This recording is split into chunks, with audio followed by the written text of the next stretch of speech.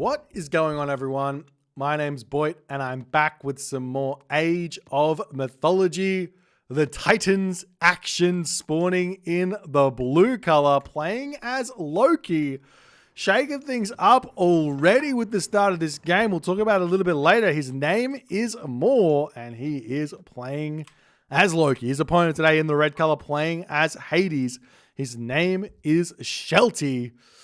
It's 2-0 for Shelty in this best of 5 series for the relegations of the Champions League Season 3 tournament. Shelty is one game away from his tournament season being over, meaning he is safe for the next season whenever it does end up happening. Moore, on the other hand here, he is one game away from having the very, very difficult challenge of having to play a challenger, or one of the best challenges at that, in the final proceedings of the relegations. There are 4 players there that he might have to take in this game here. Very, very interesting start thus far for Moore. He's gotten himself pickaxe, he's got himself hand axe as well in the early stages of this game. He does have to actually force drop a considerable amount here to make this all work, as he is motoring ahead now as he's getting those resources through. But an interesting decision. One thing to remember about early pickaxe, early economic upgrades, is that while, yes, you are going to be able to pay those upgrades off much, much faster because you got it earlier, you've only got 1 villager on this gold. So does it pay itself off or not? Is it worth the trouble that comes for you in this game or not? We'll have to wait and see how it's all going to go. Moore is able to share this this pine tree here for just a little bit as well, as Moore's going to be leaving his rhinoceros there, moving over onto this position to get some gazelle there. But a pretty wild opener here for Moore after all is said and done. Personally, I quite like Loki in this matchup. I think Loki's a very strong god against Hades, especially on a map like Painted Desert. Reason being, gold mines, very hard to secure around all the map. Flaming weapons can be really, really good. Mythic Age can be really tough to deal with. In the end of the day, the Hades does get the stronger Toxotes, but I still believe in my heart of hearts that a Hersa with 5.7 speed or whatever it is, I can't remember, 5.6 speed, is a counter to Toxotes. So that's my belief system. Whether it's accurate or not, that's up to you guys to decide. But a 3-minute and 13-second temple coming down. It's going to be a later advance here for more than regular. And for some reason, there is a dwarf over on this gold, on this wood line. I'm not sure what's going on there. I don't think that's part of the build.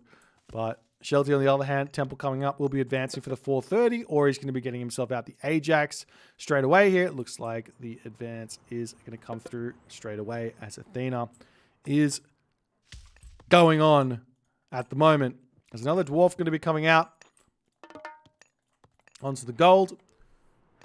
And Moore gets his final dwarf. A very, very late advance time here from Moore.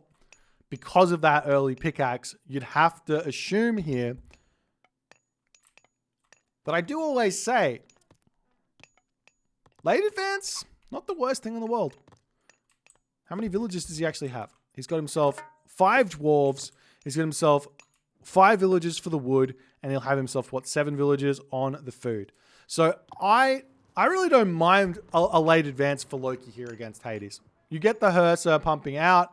Anyways, it doesn't matter. You can throw down another temple if you really want to get even more Hersa going out. You basically know you're going mass Hersa in this matchup. You basically know that there's not even an Athena rush is really going to hurt you here, as it does look like Shelty is gearing up for a second town center as he's getting his Ajax and his current out. The relic does get stolen away there as Head of Orpheus is coming in. Another thing that Moore can do here with this build, with all of the extra resources that are going to come in, is he can rush up a town center as well here. He can rush up a town center very, very fast as these gold villages, these dwarves, gathering a ton of resources very, very quickly, will basically be able to do that in the near future. He's got tons of wood in the bank. He does drop double longhouse at this point, and I think I called it wrong there as Shelty. He is not going for a fast second talent center. He's going for the hoplites. He's going for the toxotes. I think his economy a little bit out of whack here with 255 gold in the bank as he sees that open gold mine here.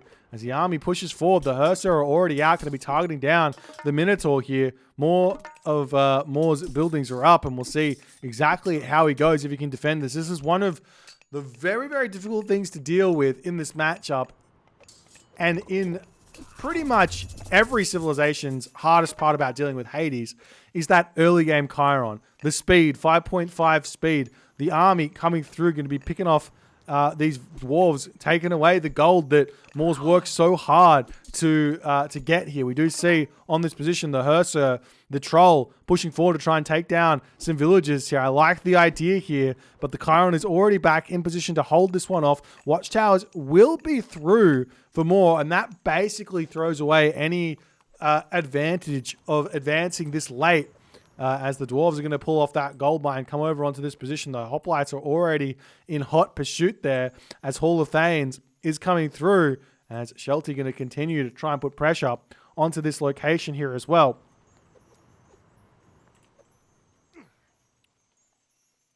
As this Hersa almost leading the hoplites to the dwarves at this point. It's got 8 HP left, can heal it back up with that healing spring. As Raiding Cavalry Hersa coming through. I like Raiding Cavalry Hersa in this matchup. I think it's a really, really good way to play, as the hoplites will be checking out this gold mine. 7 dwarves on this position for the time being, as Moore has passive stance them, as the Hersa Raiding Cavalry are going to be searching for some villager kills. Villagers in the main base there, but it looks like these dwarves will get back into onto their gold mine for the time being. But with the Rhino finishing up, there's only a handful of goats here for Moore after the game, after the game continues, I guess, after the hunt expires. He does have some elephant over here you could potentially sneak. These units sitting idly in this corner. I'm not sure what the purpose of those are, as the villagers retreat back into the main base, and they are simply just going to sit here and eat the Rhino that's left over. I like that play from Shelty, a really, really nice way to continue here. And I think this is what we're seeing from Shelty, is to go to the heroic age. Why? Because you get access to Hypaspist and you get access to Prodromus, which can be enough to deal with these sorts of Loki armies. And if you get Hypaspist versus Hersa out, you're more than capable. You're more than capable to continue here in this game against like a Flaming Weapons or anything else that comes for you, because those Hersa just get melted. But is that actually what Shelty's going for or not is the question. He's very low on the food still after he's cut the resources for quite some time there. His gold is moving up, and he does decide to go for a very, very delayed second town center here. 8 minutes and 30 seconds after all is said and done. As the hoplites moving through onto this position, it might be a necessity to restoration here. As more units are moving forward, the villagers are going to jump on to the zebra here as the raiding cavalry pushing forward as well. Will they be able to stop this town center from going up or not is the big question. Obviously, restoration is going to be something that's very difficult to deal with. As those raiding cavalry coming through, we'll be able to snipe a Toxote here. Good micro, though, from Shelty to keep everyone at bay here. Everyone's safe, so to speak. Still no restoration going down. It's very equal on the population. Equal population does lend itself to an advantage for the Loki player because of those myth unit spawns. As the restoration comes down, and Moore will decide to retreat back. We'll see if he's going to be able to grab the town center at any point here, or if he's just going to stay one town center. I don't mind staying one town center with the idea of having all of the hunt in the middle of the map for yourself. These elephant, everything else. Grabbing a town center sort of allows the Hades player to kind of dictate the pace, so to speak, and maybe get their hunt back and push you back as the Loki player. We see an armory coming down, and Shelty is indeed attempting to get to that heroic age himself here. A little bit greedy, but to be honest, I quite like it. grabs the town center, goes heroic age, stops the production of his units basically here. Farm's getting thrown up as well. He's got plenty of villagers on the food. We do see some villagers making their way up to the top corner of the map to grab those gazelle that are up there. How much gold is remaining? 900 gold on that position as well. One thing that Shelty might want to consider is dropping a stable as well, just considering how many medium raiders are here, having access to, I mean, he does have access to curse, so it's probably not that big of a deal, but having access to those prodromas can be a really, really big deal, really big help. But we see Apollo here, so no curse coming through for Shelty. Bit of a surprise considering the lack of focus on mass Hersa from Moore here, as the dwarves coming onto this gold mine now completely safe, completely happy and free. Moore up to 103 of 105 population, and it looks like he has basically spotted that those villages are on this position, but he's only sent the one raiding cavalry up there for the time being, as these raiders are going to be sneaking around the corner here looking for some villager kills, popping in onto this gap. I like that play as the villagers here getting pushed back. We will be seeing Shelty simply turning around, shanking this one down as the raiding cavalry needs to retreat away. A couple of units coming up onto this position to defend as some Hersa coming over here to harass the watchtower, with the raiding cavalry searching in to take out the villagers on that position as well. Nice. We do see the army coming in, trying to take out the Hersa here. The raiding cavalry getting beaten back as the Manticore does spawn more units pushing in here for more. He has to be a little bit careful about what the next stage of this game is going to be for him. He can stay classical age here to some degree, as he does get an unfortunate Iron House spawn in the main base of his opponent there.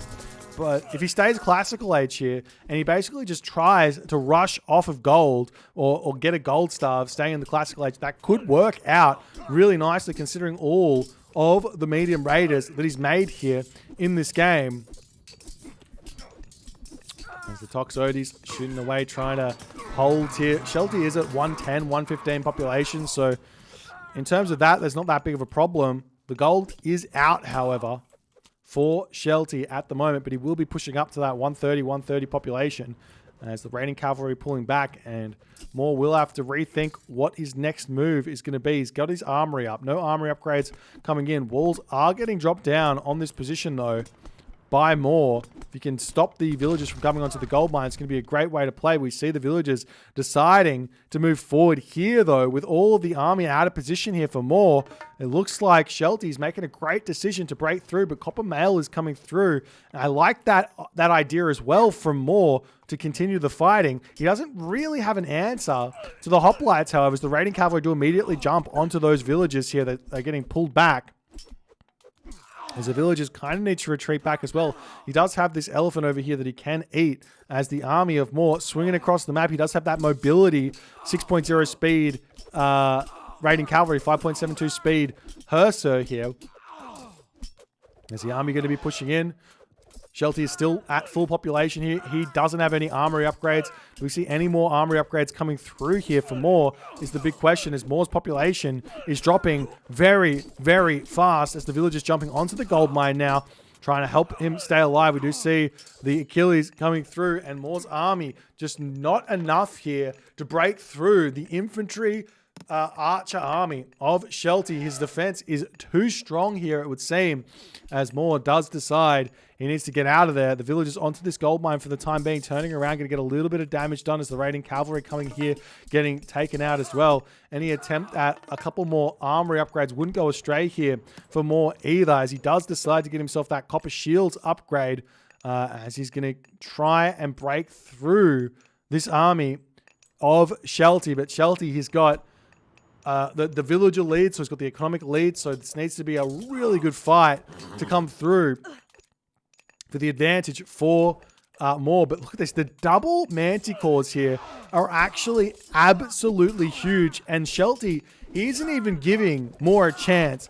Dropping a fortress down on this position is going to be absolutely gigantic, as the Hersa trying to take out those Manticore, and they finally get around onto them as the units are still powering in onto this position. Shelty's population has dropped slightly here with the wave of Moore's units pushing in, but with the fortress up now, to me, it looks like Moore is just not going to be able to break through here, as Shelty claims a quick 3-0 here in this relegations, booking his spot to Champions League Season 4.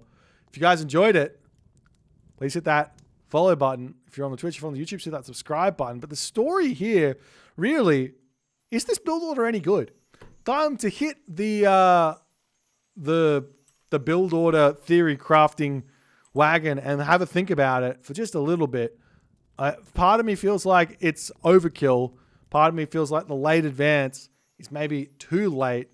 Maybe if he doesn't leave his main base and just sits here and eats those Rhino here, he's going to have a better go of it. But in the end, the Hades too strong in this game, and Shelty walks away with the victory. If you guys, I already said that. I'll see you guys in the next one. Bye for now.